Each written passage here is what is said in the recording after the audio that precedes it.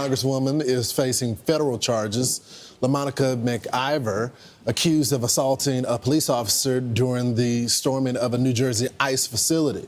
It's the first time President Trump's DOJ has criminally charged a sitting lawmaker during his term. Pointing to this video, they say shows her shoving past DHS agents earlier this month. Fox News legal analyst Greg Jarrett joins us now.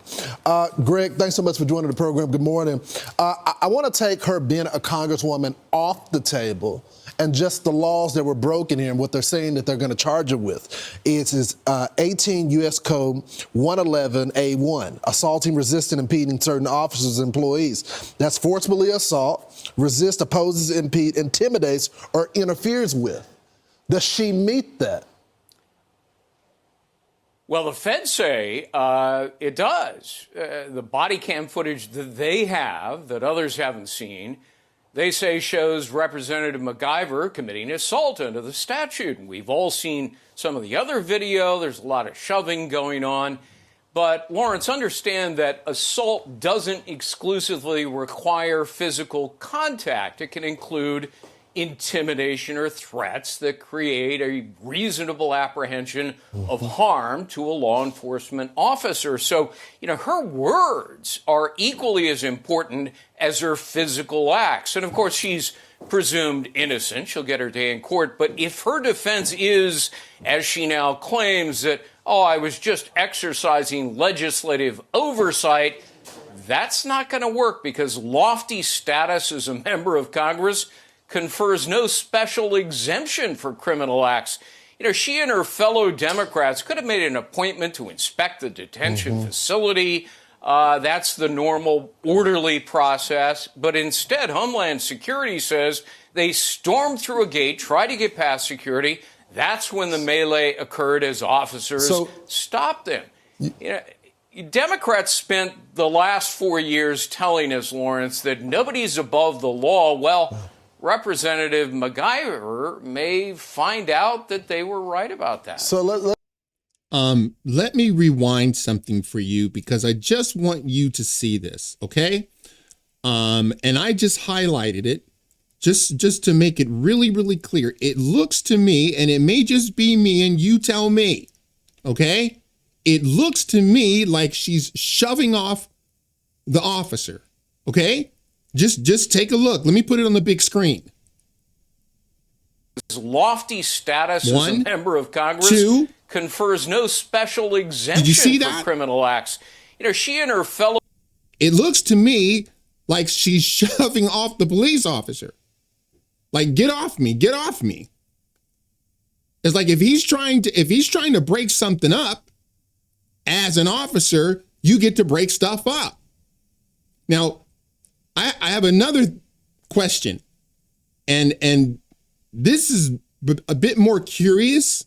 I'm going to scroll through here. You see the guy there in the very top right of your screen? He's got the camera. Is he press? Because I think he's press. He's got the bag, and that's a very expensive camera with a telephoto lens, okay? I think he's press. My question is, if you're conducting oversight, why is the press there? Now, it's possible they came on their own. Maybe they came and they found out about the, ICE facility being undergoing congressional oversight, and he figured, okay, I'll go cover it. That's legitimate. I just want to know why he's there. Okay? So I see her pushing off the officer. I see the press there. But one of the bigger questions is, why is the mayor there? Now, I read you guys the statute. I read it to you verbatim.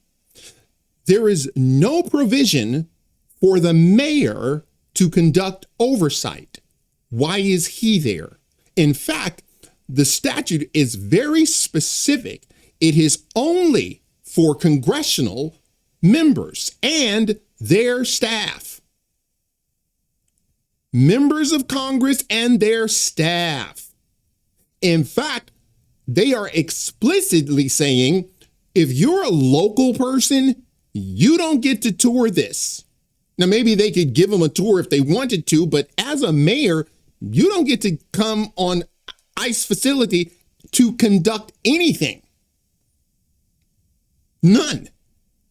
He literally has no stand. Why is he there? Is it for a photo op? But hey, maybe it is. I don't know. But I do know this. There is no carve out for the mayor to be there. None. A mayor is not given permission to do oversight. Only members of Congress. Okay. And then finally, and perhaps this is one of my biggest questions. Why did you feel the need to storm the gate in the first place? Now, they said that they were waiting for an hour. I don't care about that. You could be waiting 3 hours.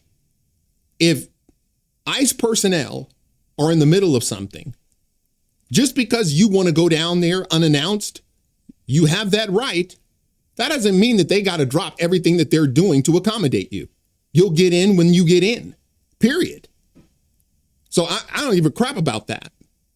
Okay? Now, I don't know that you saw this, but it's funny to me.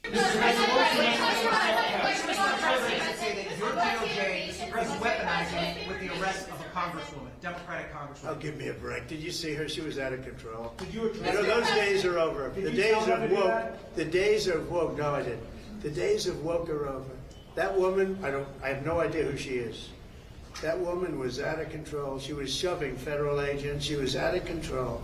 The days of that crap are over in this country. We're going to have law and order. Do you understand why the president said the days of woke are over in reference to criminal charges against a sitting member of Congress? Right. Notice Chris Hayes didn't point out the fact that he said that the woman was shoving officers. He doesn't bring that up. Only that he said woke crap is over. Right, being woke is not a crime. It's actually the opposite of being sleep. It means being aware and being focused and understanding what's going on around you. I mean, the fact that he used that kind of identifies that this is political. The target of it is political. It's political retribution. It is focusing on people who he thinks disagrees with him, his philosophy, the direction he wants to take the country. It's saying woke and along with criminal charges at the same time really kind of devalues the whole process in the first place. And it really speaks to this kind of authoritarianism that we're experiencing in this country right now. Firstly, the term being woke, is my understanding, and I vaguely remember, it probably came out in like late 60s, early 70s. And what it meant was, yeah, stay awake, be alert, know what's happening around you. That's what they would yell, is stay woke, like make sure that you know what's going on around you. That's late 60s. That is not what being woke means today, period. Being woke today means, well, men can get pregnant. That's what being woke means now. Being woke now means you can vandalize Teslas because Elon Musk owns it. That's what being woke now means. This hemming and hawing about, well, what it really means is, hey, it means, you know, you're awake. You're understanding what's happening around you. That's not what being woke means today. It has been co-opted by the most degenerate people on this planet. Being woke is garbage, just like Trump said. All right, that's it for now. If you like this video, smash the like button and subscribe. And if you're following me on Rumble, please press that follow button. And until the next time, God bless.